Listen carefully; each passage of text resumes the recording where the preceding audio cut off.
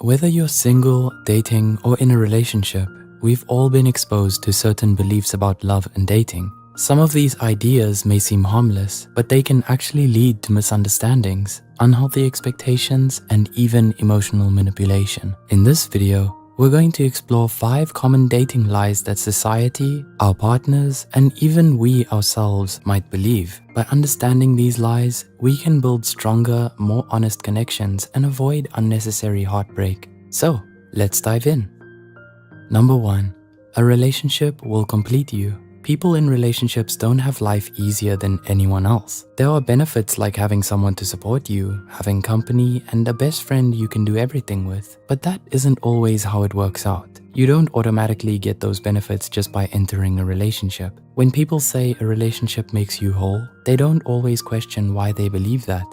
This belief takes away self-agency and makes it seem like without a significant other, we are worthless and capable of less, and we should feel bad and incomplete. A study published in Frontiers in Psychology revealed that single people felt that there were other things in modern life that were more important than dating. Whether that's their career, their hobbies, or working on themselves, anything that you feel is more important is perfectly valid. Right now, it is more socially acceptable than ever to not go down the traditional path of getting married and having kids. And for a lot of people, that's a relief. If you want to be single, be single. Forcing yourself into a relationship can make you codependent and, ironically, less fulfilled than you were before. Number 2. If you work at it, it'll work out. You are almost guaranteed to date more than one person in your life. That means that breakups are almost inevitable. To avoid collecting exes like infinity stones, forget the lie, if you work at it, it will work out. That sounds really dire, but think about it. Is that really all it takes? Some relationships simply aren't meant to be. As time goes on, you might start to realize that you just don't like the person you're with. It isn't a great feeling, but it should tell you that sometimes, no matter how much you work on the relationship, the two of you just aren't right for each other. And as much as it hurts, it is okay. With each relationship, we learn something new and we are better informed about ourselves for the next time. Sometimes it's more than just realizing you aren't right for each other. Over the course of a relationship, you might face abuse and trauma, or your partner might change completely. In those cases, the lie, if you work at it, it'll work out, isn't just toxic. It's dangerous.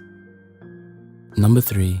Labels are not important. There are so many different kinds of relationships. Some people just want casual sex. Others want the bond and commitment that comes with having a label. A study published in Sexuality and Culture revealed that people deciding not to label relationships is largely due to there being so many different types of relationships these days. When a relationship, if you want to call it that, is in its early stages, someone might say, I don't want to put a label on it. It sounds innocent enough, right? After all, making things official can invite speculation from friends and family, and can intertwine your lives in a way that you aren't ready for. So are labels even necessary? Sometimes not putting a label on it can be manipulative and can help someone string you along. If you can both mutually agree that you just want casual sex, for example, that is okay. If you don't think you love this person, putting a label on it might only doom that relationship to fail. Maybe the sex is good and a relationship will blossom later on, but for now, a label will only tamper with that.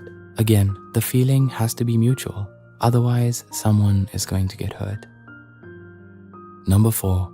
If they wanted to, they will. Instagram and TikTok can be great resources for relationships, as people share their ideas for conflict resolution and maintaining healthy relationship habits. But there are also mountains of videos of girls getting spoiled, which is great, but it is often accompanied by comments or captions saying if he wanted to, he would. It sounds reasonable in theory, as we should expect a basic level of romance and attention from our partners. The problem is that some examples are extremely specific, unexpected, or niche. You might not think your partner would even enjoy that sort of thing. A lot of people do want to make grand gestures full of thought and effort, but they either can't or their partners haven't communicated that it's something they would want. It isn't enough just to expect things from someone without showing a genuine interest or explaining how much a gift or gesture would mean to you. They might be putting all of their effort into something else that goes unnoticed because there's a need or desire that you haven't expressed to them. Number 5. Being low maintenance makes you attractive. When we start flirting with a crush, we tend to be really agreeable. We want to appear to like all of the same songs, movies, and hobbies. For some people, This also means hiding the parts of ourselves that we feel could come across as baggage. In an effort to be low maintenance, we hide our trauma and we allow the people we are interested in to get away with just about anything. You might let them flirt with other people so you don't seem uptight. You may even get involved sexually even though you don't want to. You don't want them to think you're a prude and lose interest. A real relationship involves two people who trust and rely on each other with everything, including the parts that aren't as fun, like trauma, emotions, and baggage. Everyone has something they don't want the world to see, but keeping it bottled up, trying to always be agreeable, putting your true feelings aside, and falling for the pick-me culture makes you leave yourself behind. Transparency in a relationship goes a long way. Not every lie is done out of malice. Sometimes we worry about feelings getting hurt, or we're hanging on to an overly optimistic idea of the relationship, and lies are just a part of maintaining that fantasy. What are some lies that affected your relationships? Let us know in the comments below. Leave a like if you enjoyed this video, and remember to subscribe to Psych2Go for more videos like this. Good luck, Psych2Goers.